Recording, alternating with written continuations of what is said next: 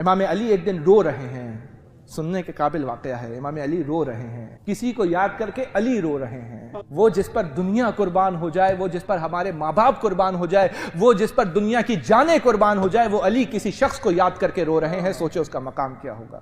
ابو ذر غفاری کے لیے امیر المومنین رو رہے ہیں، آنسو بہا رہے ہیں. وائے ابو ذر، وائے ابو ذر. جب پوچھا گیا مولا کیا یاد کر کے رو رہے ہیں، مولا نے کہا ایک منظر یاد کر کے رو رہا ہوں. جب ابو ذر کے دروازے پر حاکم کے کچھ کارندے آئے اور خلیفہ کے کارندوں نے ابو ذر سے بیعت کا مطالبہ کیا، ابو ذر نے بیعت کرنے سے انکار کر دیا. انہوں نے کچھ اشرفی کی تھیلیاں نکالی اور ابو ذر کو دینا چاہی.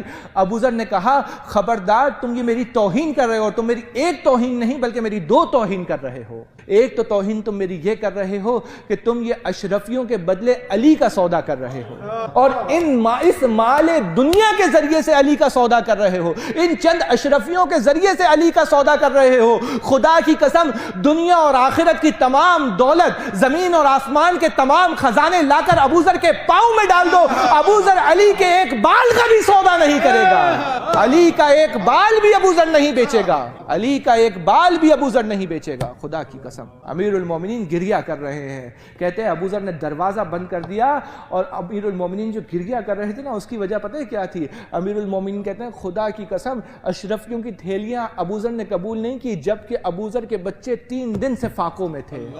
ابو ذر کے گھر میں کھانے کو روٹیاں، سوکھی روٹی تک نہیں تھی، پانی پر گزارا کر رہے تھے. لیکن میری خاطر اس نے اس مال دنیا کو قبول نہیں کیا.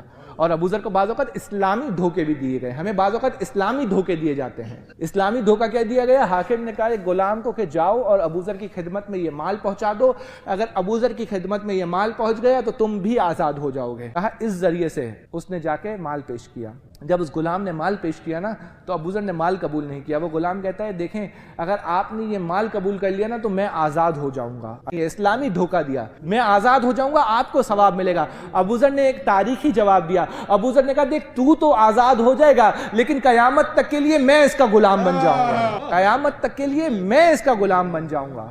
اجر کیا ملا؟ ہر واقعے میں، ہر مرحلے پر یہ سوچا کرے کہ اجر کیا ملا. آج ابو ذر غفاری کو اجر کیا ملا؟ جب تبعید کیا جا رہا تھا تو خلیفہ نے کہا کہ خبردار کوئی بھی ابو ذر کو خدا حافظ کہنے کے لیے نہیں جا سکتا، کسی کو بھی اجازت نہیں ہے. اس وقت علی تنہا نہیں چلے بلکہ علی کے ساتھ حسن و حسین بھی چلے، مالک و عمار بھی چلے، اور پورا قافلہ گیا ابو ذر کو خدا حافظ کہنے کے لیے. ابو ذر نے کہا خدا کی قسم اس سے بڑی میری کوئی دولت نہیں ہو سکتی.